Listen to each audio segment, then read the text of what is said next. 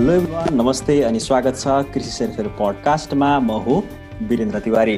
कृषि सेरफेर पडकास्टमा रहेर हामीले कृषिसँग सम्बन्धित विभिन्न विषयवस्तुहरूमा रहेर छलफल कुराकानी गर्दै आएका छौँ र आज हामीले अहिले समाचारहरूमा G2G नीतिबाट चाहिँ मल आयात भइराखेका कुराहरू आइरहेका छन् र आज भर्खर नै कान्तिपुर दैनिकमा चाहिँ 1 खर्ब 3 अर्ब लगानीमा चाहिँ मल फ्याक्ट्री बन्ने भन्ने विषयहरूमा पनि कुराकानी आइरहेको थियो र समाचारमा पनि आइरहेको छ। यो विषयमा आज हामी कुराकानी गर्दैछौँ र अर्को एउटा विषय जुन चाहिँ केही समय अगाडि पत्रपत्रिकामा पनि एकदमै व्यापक रूपमा आएको थियो, प्रत्यक्ष वैदेशिक लगानी अर्थात् FDI फरेन डाइरेक्ट इन्भेस्टमेन्टको विषयमा पनि आज हामी चर्चा गर्दैछौँ र आज पडकास्टमा मसँग कुराकानी गर्नका लागि कृषि अर्थ विश्लेषक अरुण जी सर हुनुहुन्छ र उहाँसँग रहेर आज हामी यो विषयमा रहेर कुराकानी गर्ने गर्दछौँ र आउनुहोस् आजको यो कार्यक्रममा चाहिँ उहाँलाई स्वागत गरौँ। सर, यहाँलाई स्वागत छ आजको यस पडकास्टमा। धन्यवाद, नमस्कार। सर, अब भने चाहिँ कुराकानी सुरुवात गरौँ। यो मल चाहिँ नेपालमा आयात भइराखेका समाचारहरू पनि हामीले पढिरहेका छौँ। विभिन्न चाहिँ मिडियाहरूले पनि यो समाचार चाहिँ प्रसारण गरिरहेका छन्। खासमा चाहिँ यो G2G भन्नेको माध्यम भनेको चाहिँ के हो, यसको बारेमा सुरुमा बताइदिनुहोस् न सर। मूलत हामीले विशेष गरी सरकारी खरिदमा, सार्वजनिक खरिदमा विभिन्न तरिकाहरूबाट खरिद गर्ने गर्छौँ। त्यो मध्येको जुन ठुलो रकमको खरिद बिक्री हुँदाखेरि विशेष गरी हामीले सरकारी तहबाट खरिद गर्दाखेरि चाहिँ कि ग्लोबल टेन्डर भनेर भन्छौँ, अन्तर्राष्ट्रिय बोलपत्र मार्फत, अथवा कुनै देशसँग हाम्रो सम्झौता भयो भने, सरकारी तहबाट सम्झौता भयो भने त्यस्तो खाले दुईटा देशहरू बिचको सम्झौता मार्फत गरिने खरिद विधि भनेको चाहिँ सरकार खरिद विधि, अथवा अङ्ग्रेजीमा जुन एउटा अलिकति प्रसिद्ध पनि भएको छ सबै जनजीवनमा G2G भन्छौँ, त्यो भनेको government to government procurement system हो होइन। त्यो भनेको चाहिँ सरकार बीच सहमति भएर कुनै कुराहरू खरिद गर्ने विधि हो यो G2G भनेको। र मलको खरिदको सम्बन्धमा पनि अहिले हामीले पछिल्लो समयमा बङ्गलादेश सरकारसँग नेपाल सरकारले सहमति गरेर सम्झौता गरेर 50,000 मेट्रिक टन युरियाको खरिद प्रक्रिया सुरु भएको थियो, जुन अहिले आउन पनि थालेको छ। त्यो नै अहिले बजारमा चर्चा भइरहेको G2G विधि हो यो चाहिँ। हजुर। अनि सर, जस्तो पहिलाका वर्षहरूमा हामीले वर्षेनी हेर्छौँ भने यो मलको त चरम अभाव हुन्थ्यो र यो वर्ष चाहिँ अब यो G2G विधिबाट चाहिँ मल आउँदैछ। किसानहरू पनि अब खुसी हुन थालेका छन्। साँच्चै कि अबको चाहिँ बर्खायाममा धानको सिजनमा किसानहरूले मल पाइन भनेर दुःख मनाउ गर्नु पर्दैन त सर? यो निकै नै महत्त्वपूर्ण प्रश्न हो। विशेष गरी अब कृषिको कुरा गरिराख्दाखेरि रासायनिक मल भनेको एउटा महत्त्वपूर्ण कृषि उत्पादनको लागि योगदान गर्ने तत्त्व होइन, जसको माध्यमबाट बालीहरूले आफूलाई चाहिने पोषक तत्त्वहरू लिने गर्दछन्। त्यो मध्येको पनि अहिले सरकारले उपलब्ध गराइरहेको भनेको युरिया, DAP र पोटास। विशेष गरी युरियाबाट नाइट्रोजन मात्रै प्राप्त हुन्छ, DAPबाट पोटास र फोस्फोरस र नाइट्रोजन प्राप्त हुन्छ भने पोटासियम, म्युरेट अफ पोटासबाट हामीले यो 3टा न्युट्रिएन्टहरू, पोषक तत्त्वहरू चाहिँ सरकारले अनुदानमा उपलब्ध गराउँदै आइरहेको हो। तर विगत लामो समयदेखि हुन त 2065 सालबाट नै अनुदान सुरु गर्यो, पुनः अलि अगाडि सरकारले बजारमा छोड्यो, अनुदान हटाएपछि फेरि पुनः सुरु गरेको 2065 सालबाट अनुदान सुरु गर्दाखेरि एकदमै थोरै मात्राबाट रासायनिक मलको आपूर्ति सुरु भएको थियो। र हामी अहिले के भनिरहेछौँ भने जति पनि कृषि उत्पादनहरू भइरहेको छ, जति क्षेत्रफलमा कृषि उत्पादन भइरहेको छ, त्यही क्षेत्रफल र बालीको हिसाब गऱ्यो भने करिब हामीलाई 13 लाखको हाराहारीमा सबै न्युट्रिएन्टहरू आवश्यक पर्छ। तर त्यो अहिलेको हाम्रो खेती पद्धतिको हिसाबले सबै रासायनिक मलमा मात्रै निर्भर हुनुहुन्न। उहाँहरूले प्राङ्गारिक मल राखिराख्नु भएको छ, गोठे मल राख्नु भएको छ, अथवा अरू कुनै तरिकाबाट मलको आपूर्तिहरू पनि भइरहेको छ। त्यसकारणले हामीले के भन्छौँ भने टेक्निकल डिमान्ड, जुन प्राविधिक माग भनेर भन्छौँ, जुन 13 लाखको हामीले हिसाब निकाल्छौँ, त्यो त्यति नै हाम्रो खपत चाहिँ हुँदैन। त्यसको हामीले अर्को तरिकाले के भन्छौँ भने वास्तवमा किसानहरूले कति माग गरिरहेका छन् त भनेर हामीले हिसाब गर्छौँ, आकलन गर्छौँ। त्यसलाई चाहिँ हामी इफेक्टिभ डिमान्ड भनेर भन्छौँ होइन, प्रभावकारी माग भनेर भन्छौँ। त्यो इफेक्टिभ डिमान्ड अहिले हाम्रो पछिल्लो हिसाबमा, पछिल्लो प्रक्षेपणमा चाहिँ करिब 7.5 लाख मेट्रिक टन मल जति उपलब्ध भयो भने कुनै मलको समस्या हुँदैन भन्ने हो। तर पनि अहिलेसम्म हामीले सरकारी तवरबाट उपलब्ध गराइरहेको मल भनेको 3 लाख 3.5 लाख भन्दा माथिल्लो क्वान्टिटीमा, माथिल्लो परिमाणमा मलहरू उपलब्ध भइरहेको अवस्था छैन। यो सालको सन्दर्भमा कुरा गर्नुहुन्छ भने करिब यो आर्थिक वर्षको अन्तिमसम्म आइपुग्दाखेरि हामीले 5 लाख मेट्रिक टन जति मल उपलब्ध हुन्छ। त्यो भनेको अहिलेसम्मको हिस्टोरिक ऐतिहासिक उच्च परिमाणको हो। त्यसकारणले यो अब आउने सिजनबाट जुन अहिले हाम्रो चालु नै भइरहेको छ, मलको आपूर्तिमा एकदम सहजता नै छ र अब आउने इभन धान सिजन र धान सिजन पछाडिको लागि पनि मलको कुनै अभाव देखिँदैन। अर्को पक्ष भनेको पहिला हामीले दक्षिणी नाका हुँदै मात्रै मलहरू आयात गर्ने गरेका थियौँ। त्यो विशेष गरी हामीले अहिले मैले यहाँलाई भनेको जस्तै गरेर विशेष गरी हामीले ग्लोबल टेन्डरबाट, अन्तर्राष्ट्रिय बोलपत्रबाट मलहरूको खरिद गर्थ्यौँ। त्यो गर्दाखेरि अन्तर्राष्ट्रिय सप्लायरहरूले, अन्तर्राष्ट्रिय आपूर्तिकर्ताहरूले कोलकाता बन्दरगाह हुँदै वीरगञ्ज मार्फत नेपालभित्र आपूर्ति गर्ने गर्थे। र यो सन्दर्भमा बुझ्नुपर्ने कुरा के छ भने कोलकाता बन्दरगाह भनेको तुलनात्मक रूपमा सानो बन्दरगाह हो इन्डियाको पनि, र त्यो आफैमा सानो बन्दरगाह सङ्कुचनको अवस्था छ भने त्यसपछि गएर फेरि आउने त्यहाँबाट मल आउँदाखेरि वीरगञ्ज नाकाबाट मात्रै भएर आउनुपर्छ हाम्रो नेपाल भारत पारवन सन्धिको अन्तर्गतमा रहेर। त्यसकारणले त्यो सप्लाई चेनको कन्स्ट्रेन्टको कारणले पनि हामीले प्रशस्त मात्रामा मलहरू आपूर्ति गर्न नसकेको अवस्था थियो। यसै सन्दर्भमा यहाँले समाचार पनि पढिरहनु भएको छ, पत्र पत्रिकाहरूमा पनि आइरहेको छ।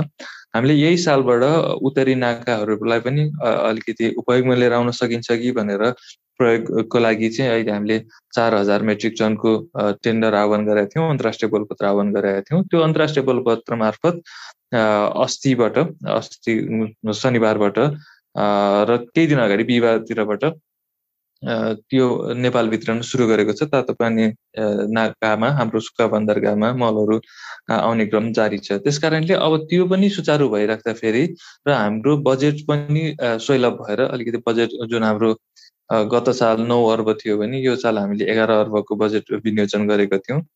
त्यो हिसाबले अब हामीसँग रासायनिक मलको चाहिँ निकट भविष्यमा पनि कुनै त्यस्तो अभाव देखिने चाहिँ हामीले देखेको छैनौँ अहिले। हजुर, भनिसकेपछि यो वर्ष चाहिँ जस्तो प्रत्येक वर्ष चाहिँ अबको वर्ष चाहिँ मलको अभाव हुँदैन भनेर समाचारहरूमा चाहिँ आइरहेको थिए, तर सरले आज तथ्याङ्क सहित भन्नुभएको छ।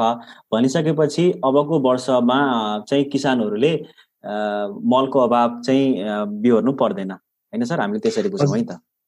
हजुर, अहिलेसम्मको अवस्थामा चाहिँ अभाव हुने देखिँदैन। हजुर, अनि सर जस्तो अब अलिकति म किसानको लेभलको कुराकानी गरेँ। किसानहरूले चाहिँ सामान्यतया मल भन्ने बित्तिकै रासायनिक मल र अझै रासायनिक मलमा पनि युरिया, मल भनेकै युरिया हो भन्ने मनसाय पनि छ र एकदम धेरै मल हाल्नुपर्छ, एकदम धेरै रासायनिक मल हाले मात्रै चाहिँ यो उत्पादन बढी हुन्छ। अझ धानको केसमा त सकेसम्म धेरै युरिया मल हालियो भने धेरै उत्पादन हुन्छ भन्ने खालको प्रवृत्ति मैले पनि देखेको छु र हाम्रो गाउँ समाजमा त्यस्तो छ। र अबको यो हामीले चाहिँ यति ठुलो मात्रामा चाहिँ मल चाहिँ आयात गर्ने चाहिँ तथ्याङ्क हामीले चाहिँ पेश गर्दै गर्दाखेरि अब हाम्रो देश भनेको अब पहिला डिफल्ट अर्ग्यानिक भनेर भन्थ्यौँ, अझै पनि अर्ग्यानिकको क्षेत्रमा देश सबल नै छ, ठुलो भविष्य बोकेको छ। यो कुराहरूमा र धान खेतमा लगायत विभिन्न कुराहरूमा चाहिँ यो रासायनिक मलको साथसाथै अर्ग्यानिक मल चाहिँ इन्टिग्रेट गर्न, त्यसमा समावेश गर्न चाहिँ कतिको आवश्यक छ र यसमा चाहिँ कृषि मन्त्रालय लगायत विभिन्न निकायहरूले चाहिँ त्यस्ता खालका कुनै स्ट्राटेजी बनाएका छन्, कुनै रणनीतिहरू त्यस्तो आएको छ त सर? यसमा चाहिँ तपाईँ के भन्नुहुन्छ? यहाँले निकै नै महत्त्वपूर्ण प्रश्न उठाउनु भयो यो बिचमा। हामीले के हुन्छ भने मूलत रासायनिक मलमा नै अहिले पछिल्लो समयमा सबै केन्द्रित भएको अवस्था देखिन्छ। विशेष गरी जुन गत असार साउनमा धान सिजनको बेलामा मलको अभाव देखियो, त्यो हिसाबले चाहिँ अहिले मल भनिराख्दाखेरि हामीले रासायनिक मल मात्रै बुझिरहेका छौँ।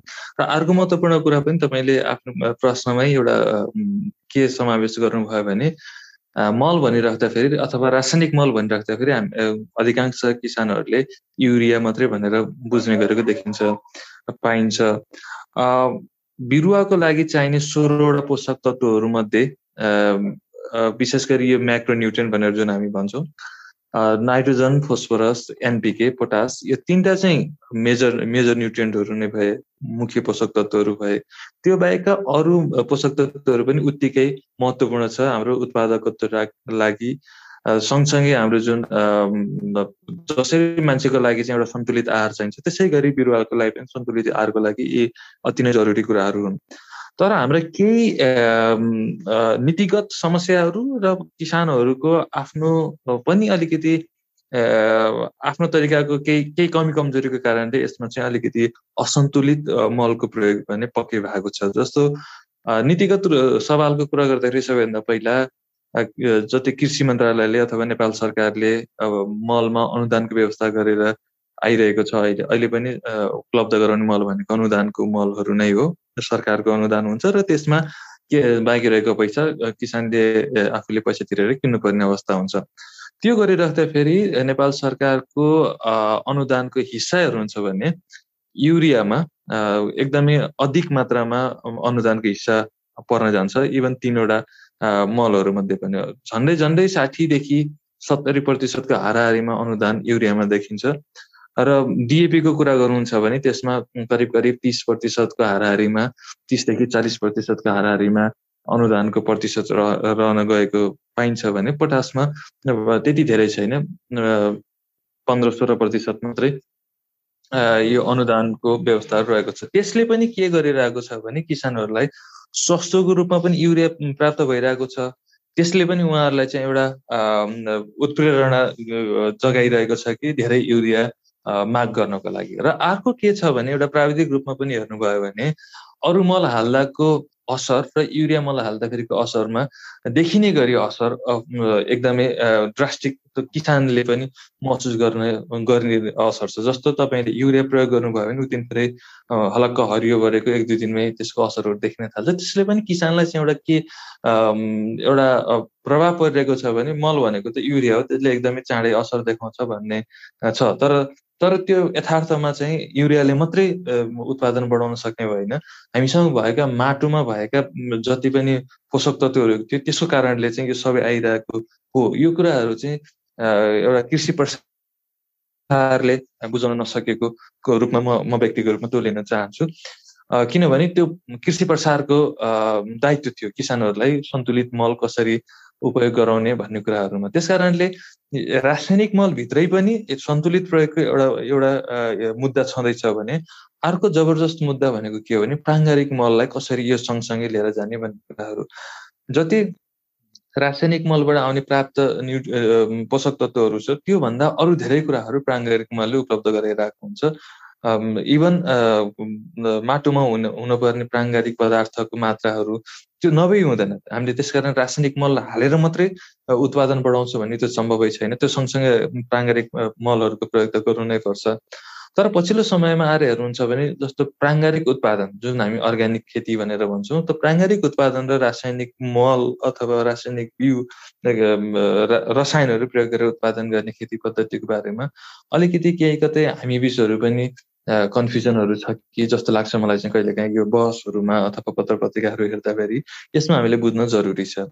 जस्तो सबैभन्दा पहिलो अहिले विश्वभरि नै मानिसहरूलाई लागिराख्ने एक चिन्ताको विषय के हो हाम्रो नीति निर्माताहरूलाई भने जनसङ्ख्या क्रमिक रूपमा बढाइ नै छ होइन।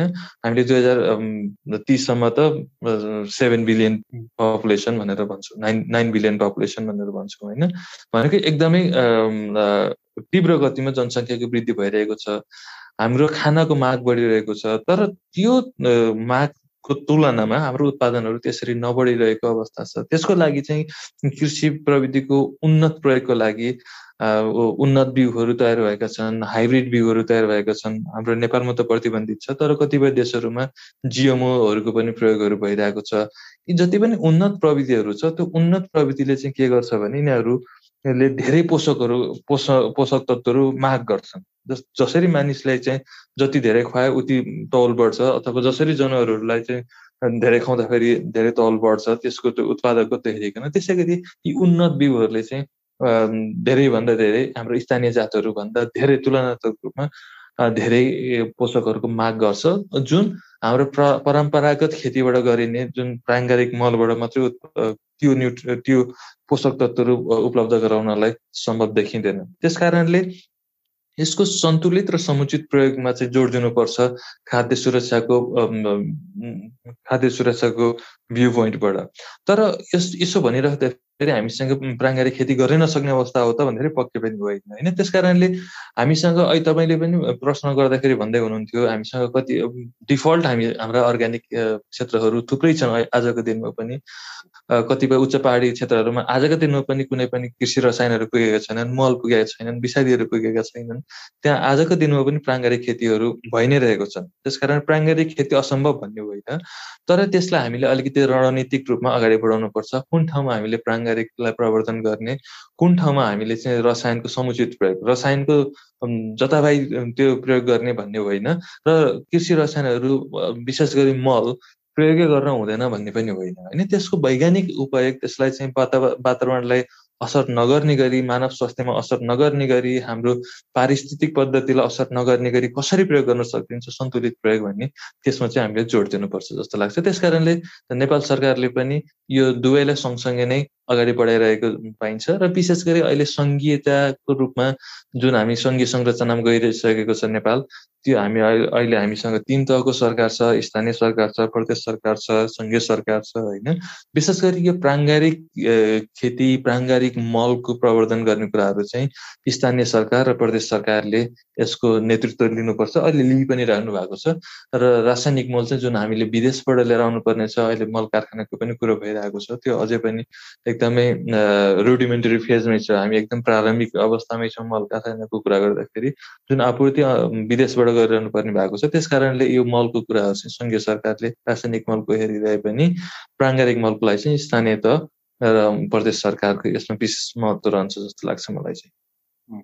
एकदमै सरले हामीले यसरी चाहिँ अर्ग्यानिक को कुराकानी गर्दै गर्दाखेरि आज भर्खरै कान्तिपुरमा चाहिँ एउटा समाचार मैले पढेको थिएँ।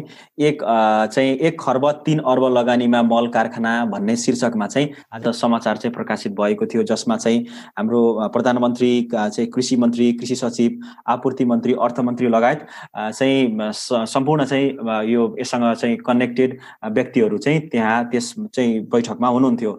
र अब बिस्तारै यो मल कारखानाका कुराहरू आइरहेको छ र हामीले अहिले चाहिँ अर्को डिरेक्सनबाट चाहिँ यताबाट अर्ग्यानिकको कुराहरू पनि आइरहेको छ। र सरको विचारमा चाहिँ अबको यो समयमा के साँच्चै नेपालमा रासायनिक मल कारखाना आवश्यक छ त? यत्रो ठुलो बजेटमा चाहिँ नेपालमा यो गर्न पोसिबल छ, अथवा चाहिँ यसले चाहिँ नेपालमा कस्तो खालको चाहिँ प्रभाव पार्छ, इकोनोमिक फिजिबिलिटी कस्तो छ? सरको विचारमा चाहिँ के लाग्छ सर? मल कारखानाको विषयमा मैले केही समय अगाडि पनि एउटा राष्ट्रिय दैनिकमा आफ्नो लेख लेखेर आफ्नो विचार राखेको थिएँ। मेरो सारांशमा चाहिँ के हो भने, सुरुमा मैले यहाँलाई मलको हाम्रो माग कति हो, प्राविधिक माग कति हो, र त्यसको इफेक्टिभ डिमान्ड कति हो भनेर, प्रभावकारी माग कति हो भनेर पनि अलिकति तथ्याङ्कहरू राखेँ। त्यो हिसाबले हेर्ने हो भने पनि, र अर्को सँगसँगै हामीले मल भनिराख्दाखेरि युरिया मल मात्रै बुझिरहेका छौँ, र अहिले मल कारखाना खोल्ने भन्दाखेरि पनि युरिया मल मात्रै कारखानाको कुराहरू आइरहेको छ। र विशेष गरी अहिले जुन प्रविधिको विषयमा कुराहरू भइरहेको छ, यसको बारेमा अलि अगाडि नै करिब 1980तिरकै कुरामा त्यति बेला जापानको सहयोग नियोग जुन छ जाइका, त्यसले चाहिँ एउटा अध्ययन गरेको थियो नेपालको सन्दर्भमा रासायनिक मलको सम्भाव्यता कस्तो छ भनेर। त्यति बेला चाहिँ विद्युतको आपूर्ति त्यति प्रभावकारी छैन, यथेष्ट विद्युत आपूर्ति नभएको कारणले तत्कालै रासायनिक मल खोल्न सक्ने, कारखाना खोल्न सक्ने अवस्था छैन भन्ने निष्कर्षको त्यो अध्ययन प्रतिवेदन भेटिन्छ भने सन् 2016मा हाम्रो लगानी बोर्डको कार्यालयले एउटा अध्ययन गराएको थियो परामर्श सेवा मार्फत। त्यहाँ अन्तर्राष्ट्रिय परामर्शदाताहरू आएर त्यसको फिजिबिलिटी, त्यसको सम्भाव्यता अध्ययन गरेका थिए, र त्यो सम्भाव्यता अध्ययन अनुसार नेपालमा रासायनिक मल खोल्न चाहिँ अहिले सम्भव छ, अहिले खोल्न सकिन्छ।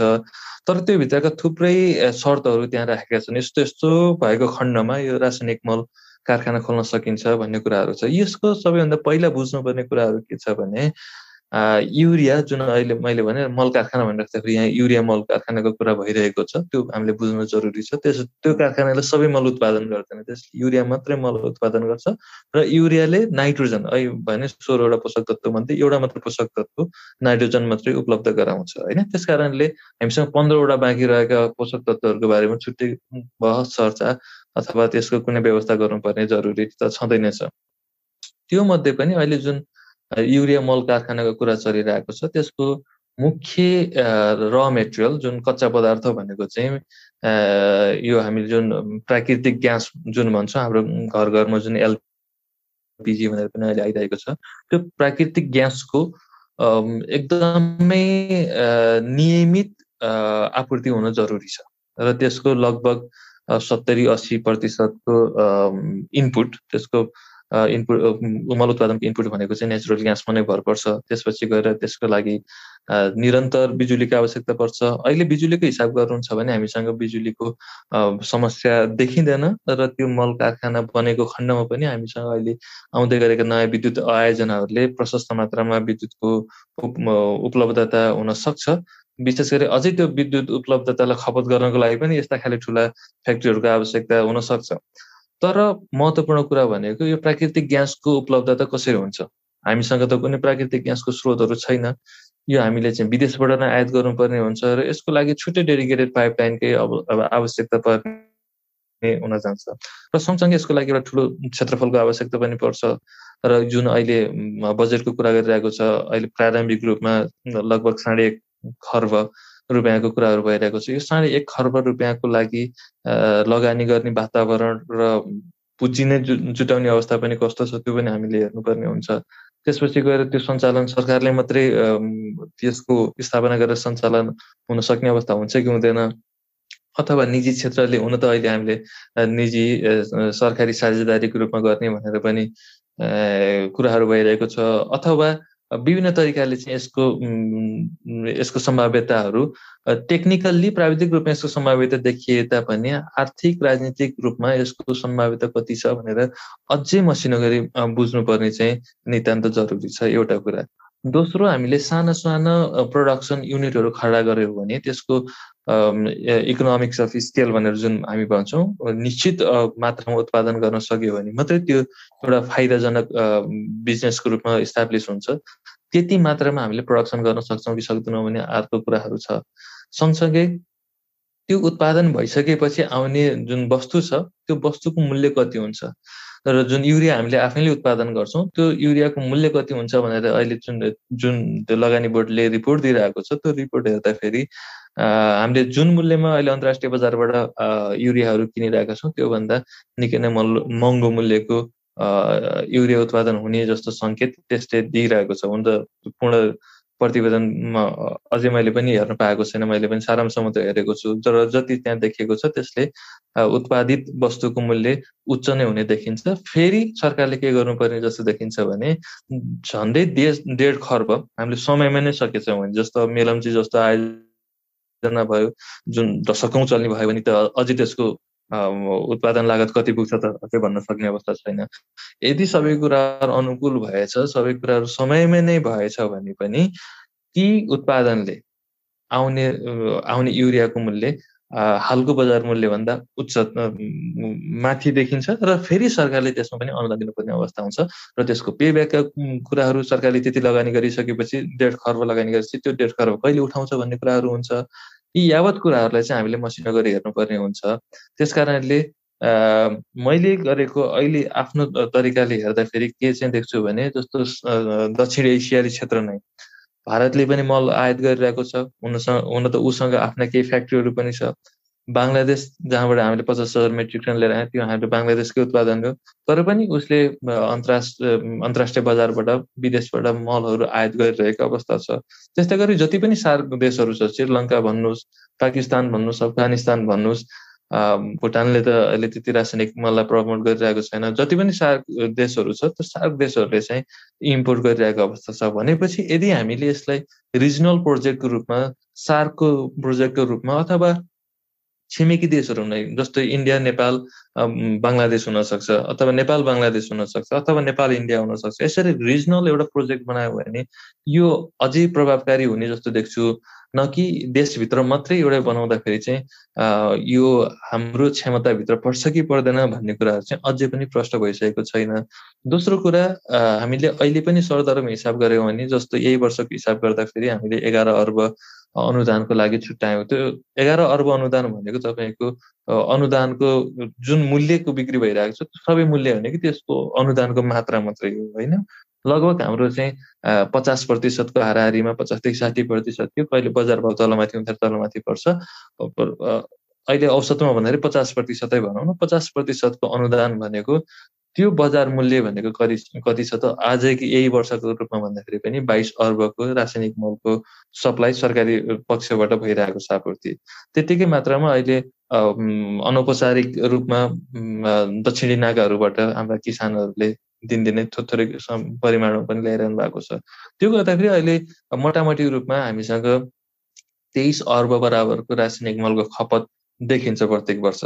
भनेपछि यस्तो 23 अर्ब रुपियाँको बजार हुँदै निजी क्षेत्र, जुन हामीसँग निजी क्षेत्र पनि छ, जहाँ हाम्रो देशमा थुप्रै निजी क्षेत्रले लगानी गरेर थुप्रै कल कारखानाहरू बनेका छन्, जलविद्युतका ठुला परियोजना बनिरहेका छन् भने यत्रो 30-35 अर्बको बजार भएको रासायनिक मलमा किन निजी क्षेत्रले उत्पादन गरिरहेको छैन भन्ने कुराहरू पनि हामीले अलि मसिनो गरी हेर्न जरुरी हुन्छ। त्यसकारण यी सबै कुराहरूलाई मध्यनजर गरेपछि हामीले रासायनिक मलको कारखाना खोल्ने, देशभित्रै खोल्ने, अथवा 2 देश मिलेर खोल्ने, अथवा 3 देश मिलेर खोल्ने, अथवा हामीले मात्रै खोल्ने, अथवा निजी क्षेत्र हामी मिलेर खोल्ने, अथवा जनतासँग पैसा उठाएर खोल्ने, अनेक मोडलहरू अरू हुन सक्छन्। यी सबै कुराहरूलाई चाहिँ हामीले विचार गर्नुपर्छ। एकदमै सर।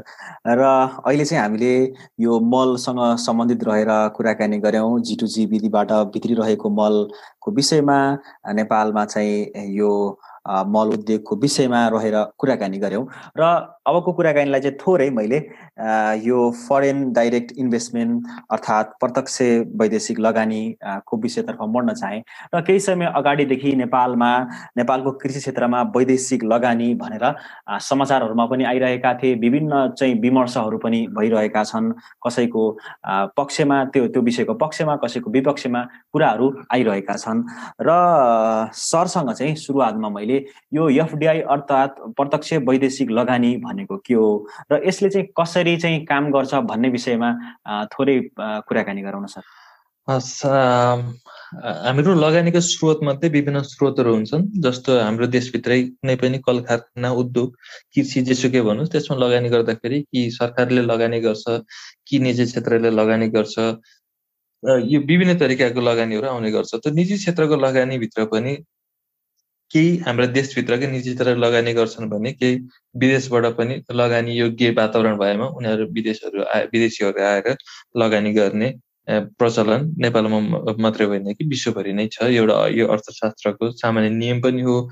जहाँ अलिकति फाइदाजनक उद्योगहरू हुन सक्छ त्यहाँ आएर लगानीहरू गर्ने चलन हुन्छ।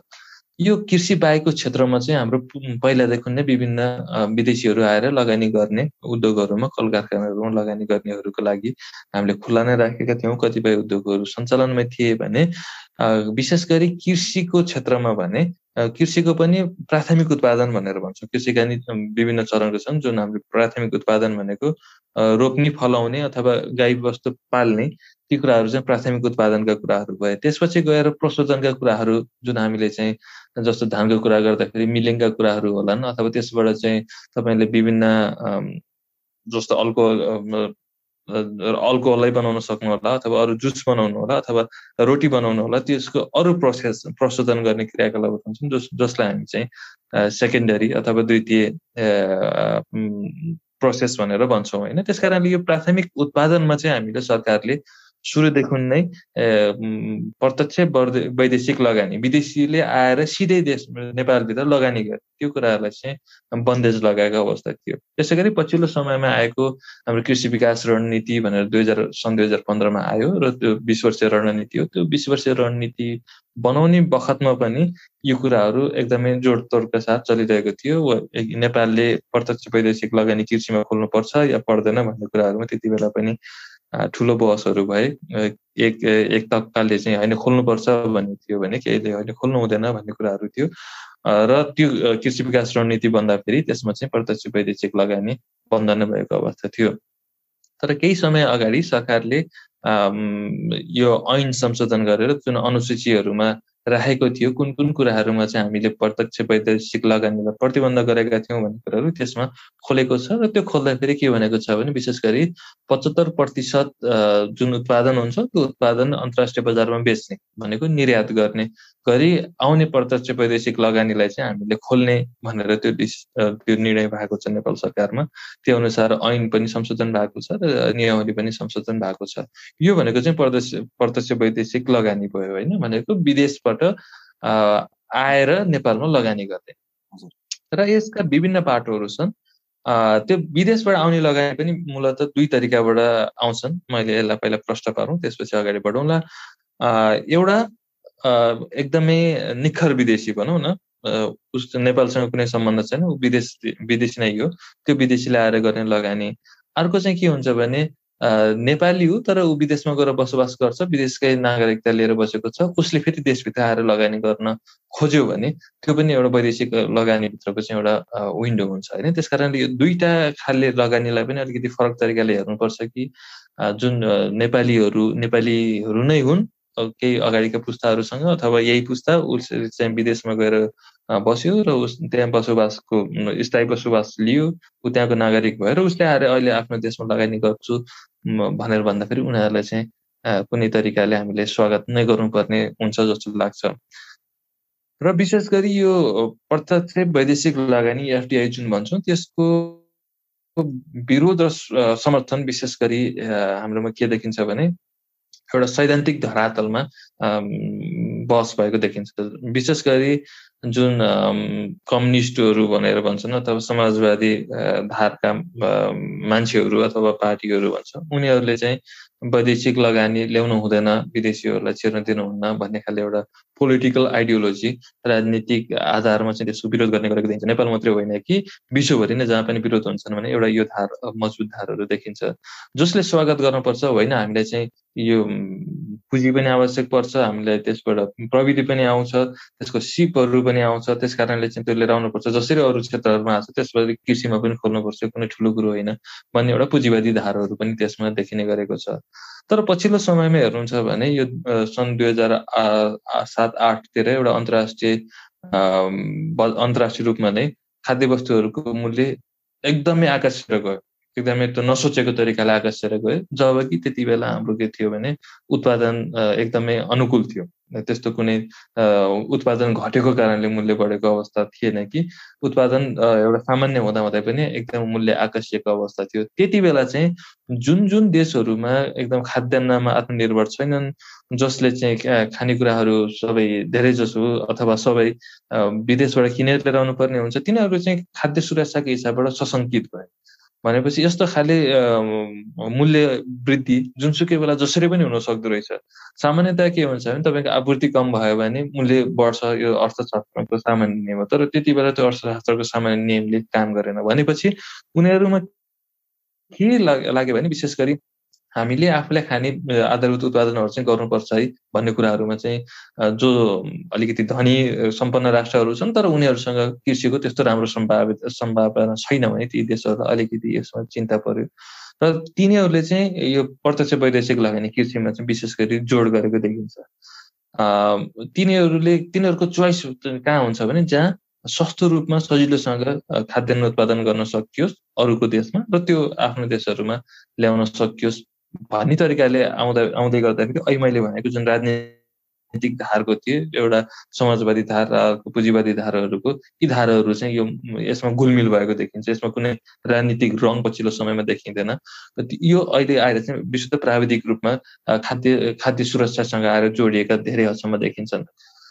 र अर्को चाहिँ प्रत्यक्ष वैदेशिक लगानीलाई विरोध गर्ने एउटा एकदमै बलियो आधार अथवा एउटा बलियो मुद्दा के चाहिँ देखिन्छ भने जुन ल्यान्ड ग्राबिङ भनेर भन्छौँ, जस्तो जमिनमा चाहिँ पकड, होइन, ल्यान्ड ग्राबिङ भनेर भन्छौँ। विशेष गरी अफ्रिकी मुलुकहरूमा जहाँ एकदमै जमिन प्रशस्त मात्रामा छ, त्यसको उपयोग भएको छैन, त्यस्ता देशहरूमा केही देशहरूले यही प्रत्यक्ष वैदेशिक लगानीको रूपमा छिरेर उनीहरूले जमिन एकदमै कब्जा गरेर बसेको अवस्था, सँगसँगै प्राकृतिक स्रोतहरू, पानीका स्रोतहरू लगायतका अरू प्राकृतिक स्रोतहरूमा पनि त्यो सँगसँगै जोडिएर आएका कब्जाका कुराहरू, यी कुराहरू चाहिँ त्यसमा जोडिएको अवस्था देखिन्छ, होइन। त्यस कारणले एउटा धारले चाहिँ त्यो रूपमा सशङ्कित भइरहेको देखिन्छ, होइन। यसले प्रत्यक्ष वैदेशिक लगानीले चाहिँ त्यस्तो खाले ल्यान्ड ग्राबिङको अवस्थाहरू आउन सक्छ। हाम्रा रणनीतिक महत्त्वका प्राकृतिक स्रोतहरूमा तिनीहरूले कब्जा जमाउन सक्छन् भन्ने कुराहरूको एउटा त्रास त्यो समूहमा देखिन्छ भने अब आवश्यकताको रूपमा हेर्नुहुन्छ भने कुनै पनि देशको विकास आफैले मात्रै गरेर भएको हामीले देख्दैनौँ। भनेको जति हामी गुलमिल भयौँ अरूसँग त्यति चाँडै विकास भएको धेरै उदाहरणहरू छन्। र यो प्रत्यक्ष वैदेशिक लगानीले पुँजी मात्रै नभइकन त्यसको प्रविधि पनि भित्रायो। त्यसले चाहिँ हाम्रा के अरे रोजगारीहरू सिर्जना गर्न सके, हाम्रा किसानहरूको जति त्यहाँ उपलब्ध हुन्छन् उनीहरूको चाहिँ आम्दानी अभिवृद्धि गर्न सक्यो भने त्यो एउटा पोजिटिभ पाटोहरू चाहिँ त्यसको लागि एउटा लाभ पाटोहरू हुन्छ। र अर्को एउटा के छ भने हामीसँग सीमान्त किसानहरू भएको अवस्थामा कुनै एउटा ठुलो वर्गले आएर त्यस्तो कुरा उत्पादनमा लगानी गरेर साना किसानहरू जुन हाम्रा सीमान्त किसानहरू छन् उनीहरू मार्गमा पर्छन् कि भन्ने पनि एउटा चिन्ताको विषय छ। त्यस कारणले हाम्रो सीमान्त किसानहरूलाई कसरी मजबुत गर्न सकिन्छ, उनीहरूको सुरक्षा कसरी गर्न सकिन्छ, र सँगसँगै हामीले विदेशी प्रविधिहरूलाई चाहिँ विशेष गरी प्रविधिको रूपमा प्रविधिलाई देशभित्र भित्राएर त्यसको समुचित प्रयोग कसरी गर्न सकिन्छ र समग्र रूपमा चाहिँ कृषिको मात्रै होइन कि समग्र किसान र कृषि क्षेत्रको विकास कसरी गर्न सकिन्छ भन्ने तरिकाले हामीले अलिकति मसिनो गरी यसलाई चाहिँ हेऱ्यौँ। र जहाँ हाम्रा अलिकति रिक्स देखेका छौँ, जस्तो सीमान्त किसानहरू, रणनीतिक महत्त्वका प्राकृतिक स्रोतहरू, त्यसमा चाहिँ त्यस्ता विदेशीहरूको कब्जा हुन नदिनको लागि हामीले यथोचित के व्यवस्थाहरू गर्न सकिन्छ, यी कुराहरू राख्यौँ भने चाहिँ प्रत्यक्ष वैदेशिक लगानी एउटा राम्रो अवसर पनि हुन सक्छ हाम्रो देशमा। एकदमै सर, एकदमै धन्यवाद सरलाई। र अब भने हामी आजको यो कुराकानीको करिब अन्तिममा पनि छौँ र अन्तिममा चाहिँ सरले चाहिँ यो 6th इन्डस्ट्रियलाइजेसनको बारेमा पनि आफ्नो विचारहरू राख्दै आउनुभएको छ र अन्तिममा जाँदै सरलाई चाहिँ यो विषयमा थोरै केही भनिदिनका लागि आग्रह गरेँ अनि त्यसपछि चाहिँ आजको यो पडकास्ट हामी यहीँ चाहिँ अन्त्य गर्छौँ। हस्, यो 6औँ औद्योगिकरण भन्ने एकदमै हाम्रो लागि नयाँ कन्सेप्ट हो, नयाँ सोच हो। यो 6औँ औद्योगिकरण कसरी आयो भन्ने कुरामा एकदम संक्षिप्त रूपमा राख्छु। विशेष गरी हामीले चाहिँ के भन्यौँ भने उत्पादकत्व बढाउन पर्छ कृषिको भन्ने कुराहरूमा लाग्यौँ। त्यसको लागि चाहिँ विशेष गरी हामीले एउटा एकल बालीहरूको प्रयोगलाई बढावा दियौँ। कसरी हुन्छ किसानको पैसा भन्दा उत्पादन बढ्नेतिरहरू चाहिँ हामीले धेरै फोकस गऱ्यौँ, न कि उसको साँच्चै रियल इन्कम जुन भन्छौँ त्यो रियल इन्कम बढ्ने कुराहरूमा हामीले त्यति ध्यान दिएको देखिँदैन समग्र यो विश्वव्यापी रूपमा कृषि विकासको क्षेत्रलाई हेऱ्यो भने। र अर्को के छ भने यदि तपाईसँग ठुला फार्महरू छन्, जस्तो अस्ट्रेलियाका ठुला फार्महरू, इभन अमेरिकाका ठुला फार्महरू, अफ्रिकन देशहरूका ठुला फार्महरू, त्यस्ता ठुला क्षेत्रफलमा छन् भने पनि हाम्रा जुन परम्परागत विकासका मोडलहरू छन्, जुन हामीले अहिले भ्याल्यु चेन डेभलपमेन्ट भनेर भन्छौँ नि, मूल्य श्रृङ्खलाको तरिकाबाट, त्यो तरिकाबाट जान सकिन्छ। तिनीहरू त्यहाँ सफल पनि भइरहेको अवस्था छ। तर हाम्रा जस्ता सीमान्त किसानहरू जसको सानसाना खेतहरू छन्, सानसाना बारीहरू छन्, उसका ठुला रिसोर्सहरू छैनन्, त्यसमा यथोचित हाम्रा चाहिँ पूर्वाधारहरू पुगेका छैनन् भने त्यस्तो खाले क्षेत्रमा यो परम्परागत मूल्य श्रृङ्खलाले काम गर्दो रहेनछ। ती किसानहरू चाहिँ त्यसबाट यथोचित बेनिफिट हुँदा रहेनछन्। भनेपछि यसको लागि हामीले अलिकति मल्टिपल इफेक्ट भनेर भन्छौँ नि, अलिकति धेरै गुणात्मक रूपमा हामीले उनीहरूको जुन कृषक घर परिवारको आम्दानी कसरी अभिवृद्धि गर्न सकिन्छ त भन्ने कुराहरूमा चाहिँ यो 6औं औद्योगिकीकरण को सुरुवात भएको पाइन्छ। विशेष गरी जापानबाट सुरु भएको यो कन्सेप्ट कोरियामा, चाइनामा र केही अरू एसियाली देशहरूमा पनि यसको सफल प्रयोगहरू भएको छ। यसको मलमा छैटौँ कसरी भयो भन्दाखेरि अहिले यहाँ भने हामीले कुनै पनि इकोनोमिक एक्टिभिटीहरूलाई, अर्थशास्त्रको क्रियाकलापहरूलाई चाहिँ हामीले के भन्छौँ भने 3वटा तहको क्रियाकलापहरू हुन्छन्, प्राइमेरी, सेकेन्डरी, टर्सरी, होइन। प्राथमिक उत्पादन, द्वितीय उत्पादन र तृतीय उत्पादन। प्राथमिक उत्पादन भनेको जुन अहिले हामीले पनि कृषिको धान फलाउने कुराहरू प्राथमिक उत्पादनका कुराहरू भयो, गाई पाल्ने कुराहरू प्राथमिक उत्पादनका कुराहरू भयो, त्यहाँबाट दुध निकाल्ने कुराहरू। त्यसपछि द्वितीय उत्पादन भनेको चाहिँ हाम्रो के हो, त्यसलाई चाहिँ प्रशोधन गर्ने कुराहरू, र तृतीय उत्पादन, तृतीय उद्योग भनेको चाहिँ के भने त्यससँग जोडिएका सेवाका क्षेत्रहरू, होइन। त्यसलाई कसरी तपाईँले सर्भ गर्नुहुन्छ भन्ने कुराहरूमा चाहिँ त्यसमा पर्छ। त्यो सर्भिस सेक्टरहरू यसरी तीनटै कुराहरूलाई हामीले एकै ठाउँमा एकीकृत गर्न सक्यो भने ती साना साना किसानहरूकोमा हामीले अहिले प्राथमिक उत्पादन मात्रै धेरै फलौ, त्यसले चाहिँ तिमीलाई आम्दानी दिन्छ भनेर चाहिँ उनीहरूलाई तात्विक भिन्नता हुँदो रहेछ। उनीहरूको एउटा थ्रेसहोल्ड लेभल छ, त्यो पार गर्न उनीहरू सक्दैनन्। त्यो भएपछि उनीहरूले यथोचित आम्दानीहरू हुँदैन। त्यसमा हामीले के गर्नु पर्यो भने त्यो स्थानीय स्तरमा नै हामीले द्वितीय उद्योगहरू खोल्नु पर्यो। त्यो भनेको 1x2 भयो। त्यस्तै गरेर तृतीय उद्योग पनि त्यसमा खोल्नु पर्यो, त्यसमा x2 भनेको 1x2 x3 3 भनेको चाहिँ 6। हामीले त्यसरी चाहिँ त्यसलाई 6 इन्डस्ट्रियलाइजेसन भनेको प्राइमेरी इन्डस्ट्री, सेकेन्डरी इन्डस्ट्री र टर्सरी इन्डस्ट्री, यो सबैको इन्टिग्रेसन, यसको चाहिँ एकीकृत रूपको रूपमा चाहिँ हामीले ग्रामीण अर्थतन्त्रमा इन्ट्रोड्युस गर्नुपर्छ, जसले जस्तो उदाहरणको लागि किसानले सिधै धान फलाउनुको ठाउँमा त्यसमा धानबाट उत्पादन त्यसलाई यही लोकल लेभलमा प्रशोधन गर्ने र बाहिर पठाउने होइन कि बाहिरका मान्छेलाई त्यहाँ आमन्त्रण गरेर त्यसको चाहिँ अर्थतन्त्रलाई चलायमान गर्ने। जस्तै एकदमै राम्रो उदाहरणको लागि तपाईँले अहिले जुम्ली मार्सी, त्यो जुम्ली मार्सीको हाम्रो अहिले कति उत्पादन छ, त्यो उत्पादनलाई देश बाहिर लगेर अथवा अहिले त विदेशको पनि कुरा आइरहेको छ, बाहिर लिएर आउनुभयो भने त्यहाँका किसानहरूले कति रुपियाँ पाउँछन् होला। त्यो धान जुम्ली मार्सी जुन अहिले त एकदमै फेमस भइरहेको छ, एकदमै पपुलर भइरहेको अवस्थामा कति रुपियाँ पाउँछन् होला। त्यसको सट्टा त्यो चामल सिधै ल्याएर बाहिर बेच्नुको सट्टा जुम्ली मार्सी खानको लागि हामीले बाहिरबाट जुम्ला जानुपर्ने अवस्था सिर्जना गर्यो।